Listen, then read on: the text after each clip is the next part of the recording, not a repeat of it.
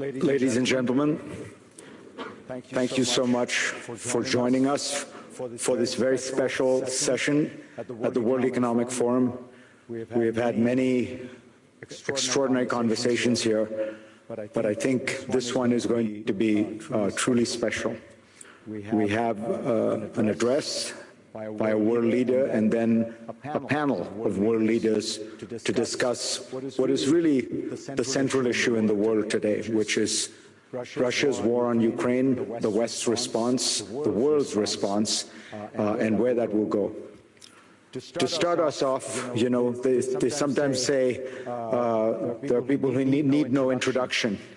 I think that this might be the definition of such a person, but I think there's another definition that comes to mind. I think that in years to come, when dictionaries are trying to decide how to describe and define the word courage, they might say such a quality as President Zelenski of Ukraine demonstrated during the Russian invasion of his country. So without any further ado, the first order of business is we will hear directly from Kyiv live from the President of Ukraine. I will take 1 second before to just let you all know that we have a very special situation right now, which is the First Lady of Ukraine is in the audience, and she will be watching her husband. Mr. President,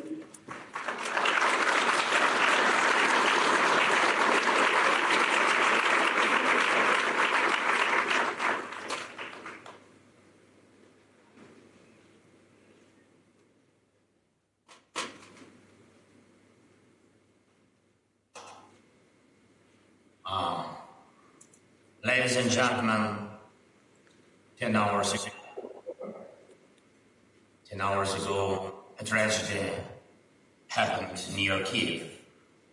The helicopter crash claimed lives of the Minister of the Internal Affairs of Ukraine, his colleagues, and helicopter crew when it fell near a kindergarten.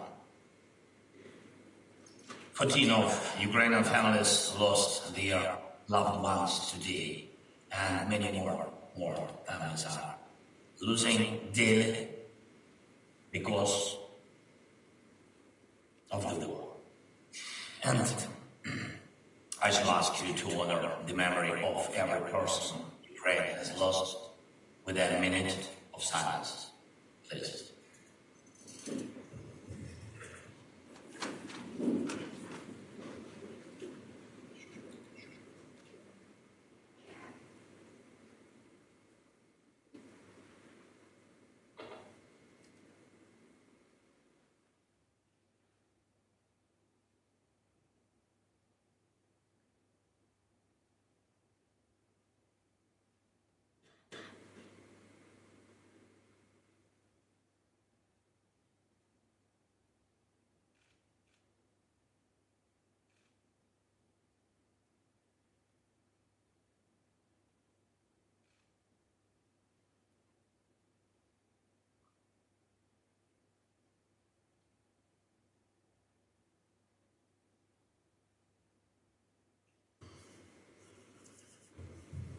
Thank you very much.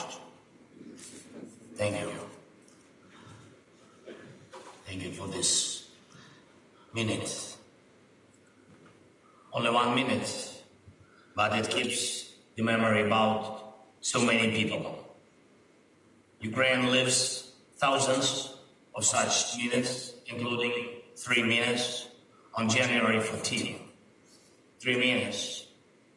The time it took for a Russian missile to travel hundreds of kilometers, hit a residential block in Dnipro and kill at least 45 people. 45 adults, children, 45.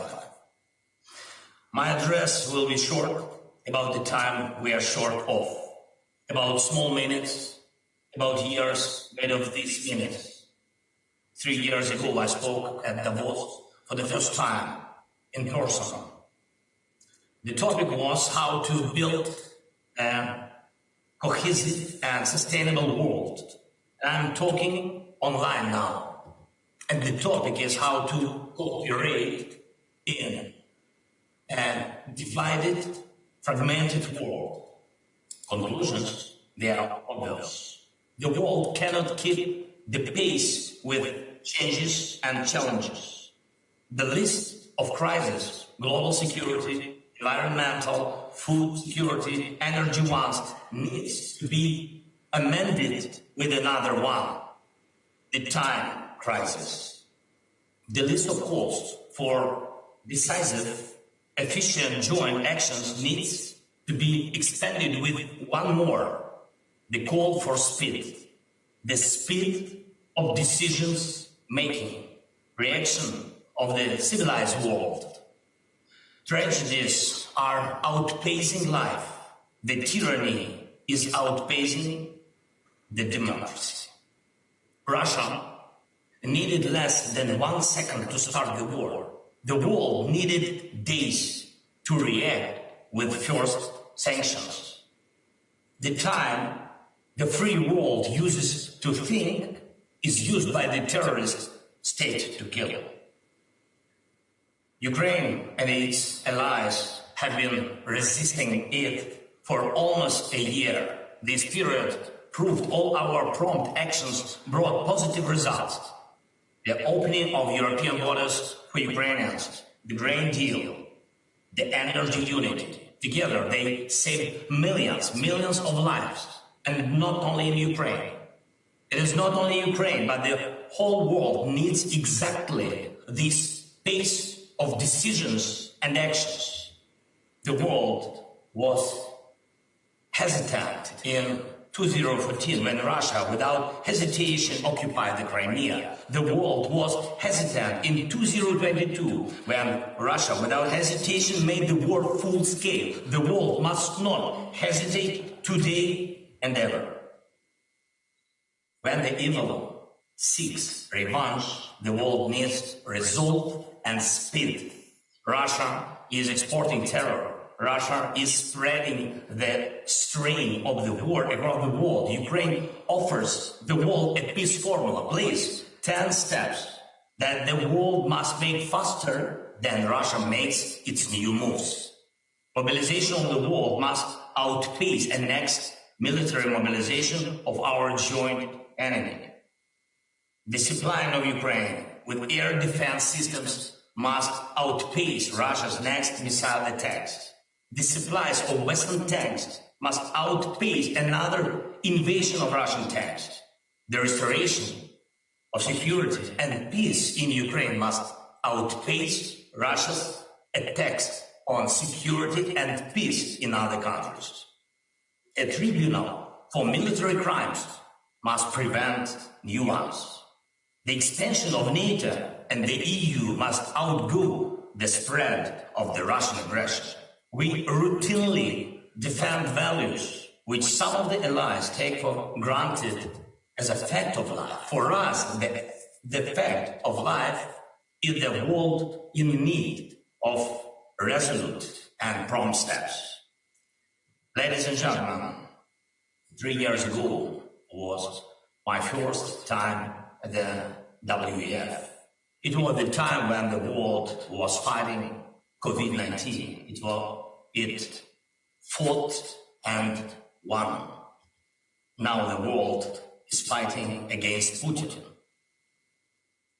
In 3 years, we will be discussing new challenges and threats in Davos. What will this mean? It will mean we will definitely overcome the current threat. The history repeats itself. At first, the world either fails to notice or underestimates a threat. Then it unites to resist it, and then the world wins. Every time, the same outcome. The world overcame Nazism, the apartheid, pandemics, the indifference to climate changes, financial crisis, and the Kremlin strain. The world will overcome again. This is how much can be said in a matter of minutes.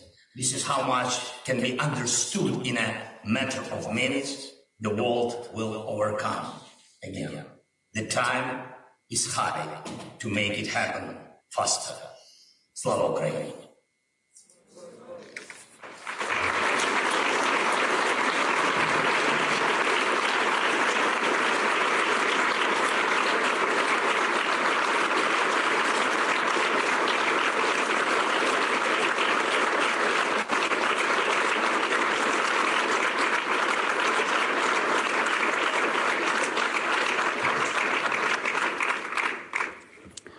Mr. President, thank you so much for that moving address.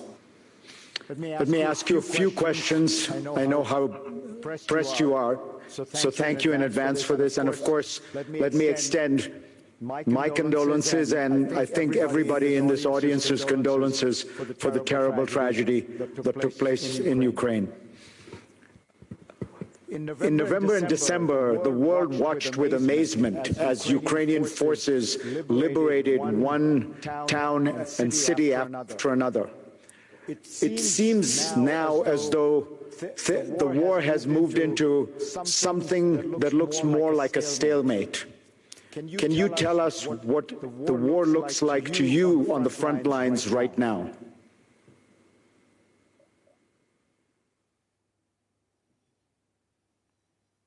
If I can switch on Ukrainian language, thank you so much. Yeah, please. Thank you for the question. You know, Farid, thank you for your condolences, by the way. I think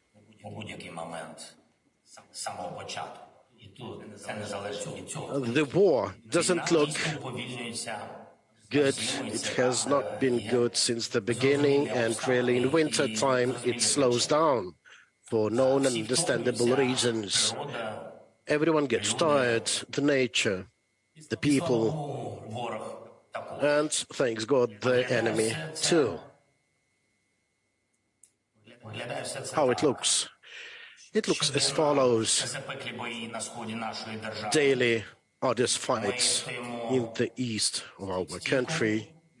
We are standing strongly, resolutely. I am thankful to all of our warriors, the living ones, the ones that we've unfortunately lost, for their bravery.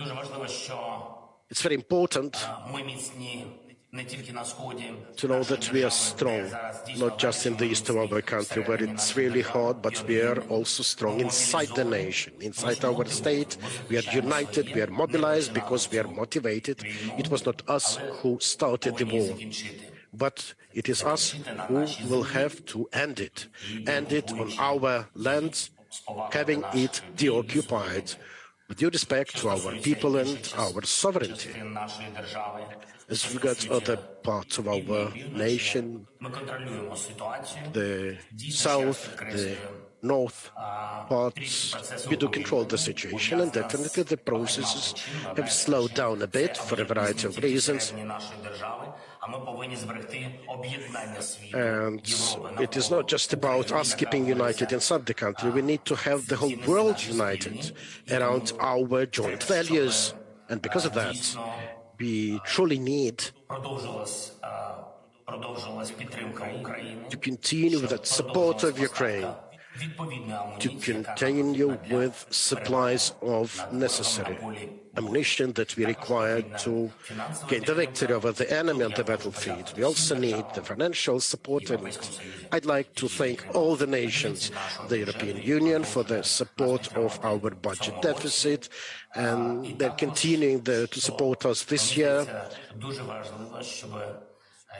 I also think it is really important that, given the energy challenges that we are seeing, and these are surely related to disrespect of the humankind, of the attacks against our grid, against our energy sector, with Iranian drones, with Russian missiles, in order to instill chaos inside the country. Because of that, we definitely need assistance from our partners with a defense system. Lots of these. I know this is a deficit, but I'd like to thank many countries worldwide for their assistance, also with alternative energy connectivity solutions. From what it looks like now, Russia intends to get this revenge, and we think that they won't succeed because they're fighting not just Ukraine, but the whole civilized approach towards life. Thank you. Yesterday in Davos, Henry Kissinger suggested that while Ukraine must be supported, and in fact he came out in favor of Ukraine's membership in NATO, there must also be a dialogue with Russia, because Russia must be a part of the global order. You know Russia very well. You speak Russian fluently. What are your thoughts on Russia's place in the world?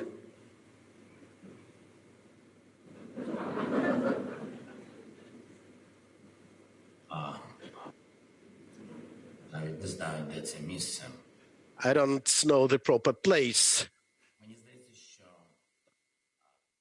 for it. I think that Russia has already earned a place among terrorists, and this no longer depends on their leadership. No, I think their leaders are no longer affecting the development of Russian Federation, its culture, and so on. Everything depends on the strength of Ukraine, its support by the partners, the political support from the world, as well as from the Russian society.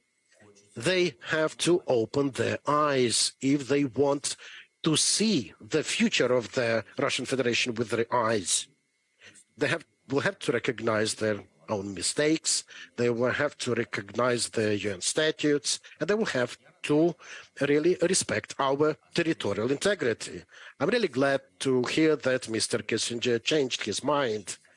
Our priority today, our political task today, is to see that different political leaders and figures, those who are still very relevant or have been relevant until recently, for them to be able to recognize the great mistake that Putin committed, for them to recognize this is Russia's aggression.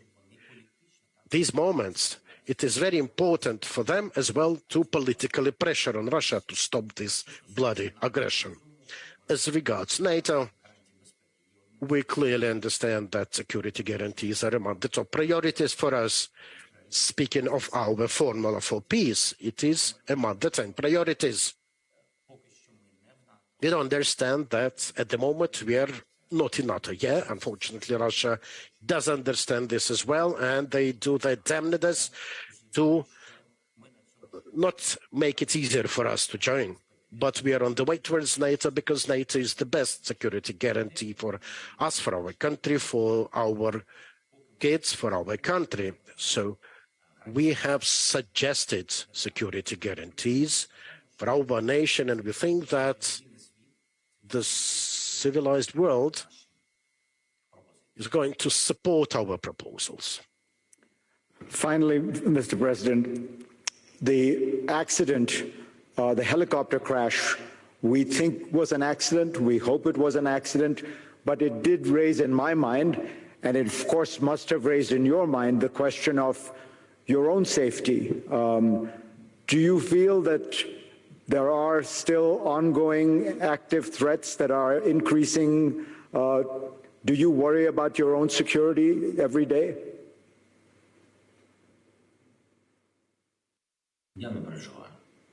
No, I'm not worried about that. I don't have anything to add here.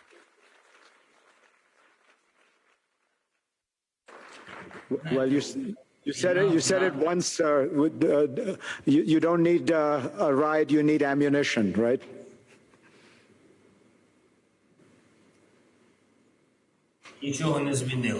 No, nothing has changed. We still need ammunition. I'm not in haste to anything, to anywhere.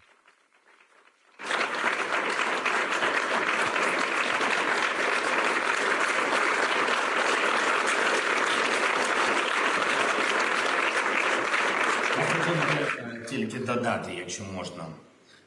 Just to add with your permission, you said accident. I'd like to tell you that because of the war experience that I have now, my society has now, this is not an accident because it has been due to war, and the war has many dimensions, not just on the battlefield. There are no accidents at wartime. These are all war results, absolutely. All those steps, everything happening, missiles striking our civilians, our kids being killed in kindergartens, at schools. Someone might try to spread information that it was us who had our own civilians at the crosshairs and they were just wanted to hit some power block and that's just a mishap. This is different. Just empty words. Every individual, every death is a result of the war.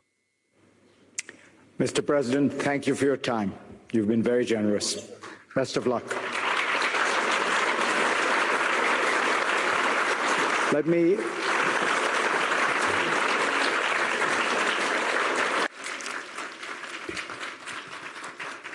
me invite our panel up. We have really one of the most extraordinary panels. Chrystia Freeland, the Deputy Prime Minister of Canada, Jens Stoltenberg, the Secretary General of NATO, President Duda of Poland, and the Director of National Intelligence of the United States, Avril Haines. Please come up.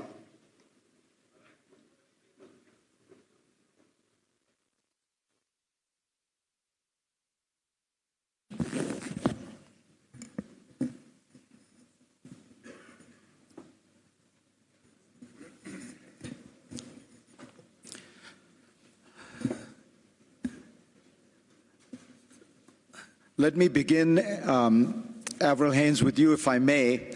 American intelligence these days has a justified reputation for being very good, having very accurately